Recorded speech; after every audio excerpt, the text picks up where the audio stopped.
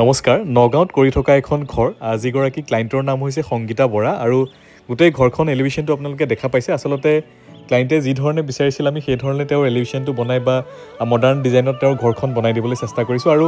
আপোনাৰো ঘৰখন যদি আমি বনাই আছোঁ বা আপুনিও যদি ভাবি আছে আমাৰ দ্বাৰা ঘৰ বনাম বুলি তেন্তে হ'লে আমি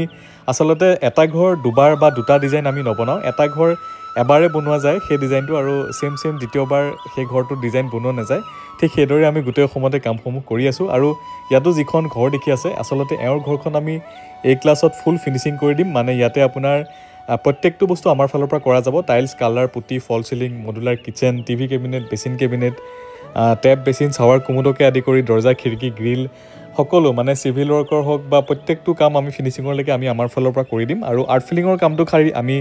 নকৰোঁ বা আমাৰ ফালৰ পৰা নাথাকে বাকী গোটেই কামখিনি তেওঁক আমি কমপ্লিট কৰি হেণ্ড অভাৰ কৰি দিম আৰু ইয়াতে আপোনালোকে দেখাই পাইছে টাইলছৰ ফিটিং হৈ গৈছে কালাৰৰ কাম হৈ গৈছে বা ফল চিলিঙৰ কাম হৈ আছে আৰু বাথৰুমৰ চেনিটেৰী বা প্লাম্বিং এইসমূহৰ কাম চলি আছে গতিকে এই ধৰণে আমি কামসমূহ প্ৰত্যেককে কৰি হেণ্ড অভাৰ কৰোঁ আৰু আপুনি যদি ভাবি আছে মানে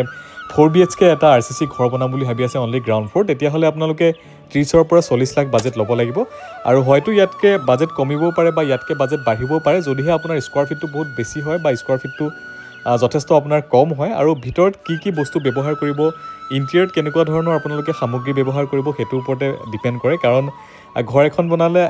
সম্পূৰ্ণ নিজৰ ওপৰত কথা যে এটা ৰুমত আপুনি 1 লাখ টকাৰ ভিতৰত ইণ্টেৰিয়ৰ কৰাই বা 5 লাখ টকাৰ ইণ্টেৰিয়ৰ কৰাই বা কিমান দামী ব্ৰেণ্ডৰ আপোনালোকে বস্তু ব্যৱহাৰ কৰে তো সেইখিনি গোটেইখিনি আপোনালোকৰ ওপৰত ডিপেণ্ড কৰিব আৰু যদি ঘৰখন চাওঁ বুলি ভাবে নগাঁৱত আপোনালোকে ঘৰখন চাব পাৰিব ধন্যবাদ